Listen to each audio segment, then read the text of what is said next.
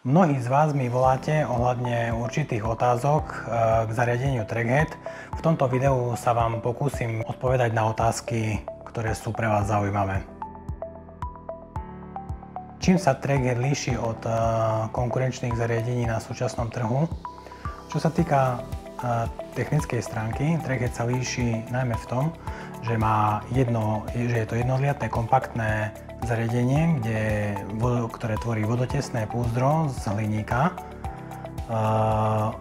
kde sa ukrýva všetká elektronika s vysokokapacitnou batériou. Batéria má 3,5 Ah a čo sa týka hlavy, tak všetko je hermeticky uzavreté od vonkajšieho prostredia, takže nevadí, keď na zariadenie prší alebo keď sa nachádza vo vlhkom prostredí. Je veľmi kvalitne oddelené od poveternostných podmienok. Ďalšia dôležitá kľúčová vlastnosť je výdrž batérie na jedno nabitie. Tá sa môže pohybovať od jedného týždňa až po 1,5 roka, podľa toho, že akým spôsobom sa používa, ako je nakonfigurovaný a pokiaľ je v stave spánku, tak vie vydržať dokonca viac ako 1,5 roka. Ďalšou výhodou je cena, kde Trackhead po zakúpení už za služby neplatíte a to, čo potrebuje zákazník, je iba zadovážiť do zariadenia svoju SIM kartu. Ďalšia z častých otázok je, či Trackhead obsahuje zabudovanú SIM kartu. Neobsahuje zabudovanú SIM kartu. Zákazník si musí už len pre zfunkčnenie zariadenia SIM kartu zadovážiť sám. Koľko dát potrebujem na prevádzku zariadenia? Úplne postačí 500 MB na 1 rok a je to veľmi nízka cenová položka v dnešnej dobe. Je batéria Trackheadu nabíjateľná? Samozrejme, Trackhead obsahuje 3,5 Ah litiovú batériu. Ako dlho vydrží batéria na jedno nabitie pri bežnom používaní, respektíve keď sa bicykel nepoužíva? Pokiaľ používate Trackhead, záleží na tom, ako je nakonfigurovaný. Pokiaľ je nakonfigurovaný tak, aby to bolo v podstate meracie zariadenie, to znamená, že záznam je možné použiť pre upload na stravu alebo iné meracie účely, tak musí ísť Trackhead na plný výkon a v takomto režime dokáže poskytnúť energiu na jedno nabitie cirka 5 maratónov cyklistických.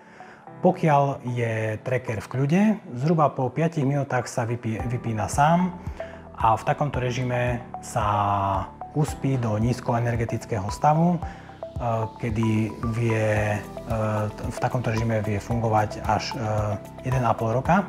Pričom počas tejto doby 1,5 roka, trebárs bicykel si zazimujete, každé 2 dni sa tracker zobudí a pošle vám stavovú informáciu o stave batérie, polohe a iných parametroch.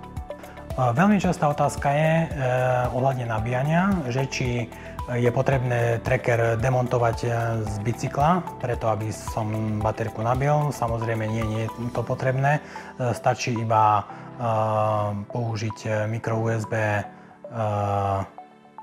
konektor, ktorý je umiestnený na hlave zariadenia. Ako sa tracker upevňuje alebo inštaluje na bicykel? Tracker sa samozrejme môže použiť aj takto, ako ho mám v ruke, to znamená, že môžete ho položiť kdekoľvek. Pokiaľ chcete tracker inštalovať pevne do bicykla, postačí postupovať podľa manuálu, ktorý sa nachádza aj vo forme videa na našej YouTube stránke. Vydrží Trackhead dážď, umývanie alebo vlhké prostredie, samozrejme je navrhnutý tak, aby bol používaný v extrémnych podmienkach. Takže či už je to v zime, v daždi a samozrejme je možné umývať bicykel aj tlakovým čističom. Samozrejme nie je odporúčané, aby sa smeroval tlak priamo na hlavu zariadenia, takisto ako nie je odporúčané na ostatné komponenty riadenia bicykla. Či už sú to páky alebo riadenie, Tiež sa neodporúča priamy smer tlakového čističa na tieto prvky. Koľko zariadení je možné pridať do jedného konta? V aplikácii AirConnect do konta je možné pridať neobmedzený počet zariadení.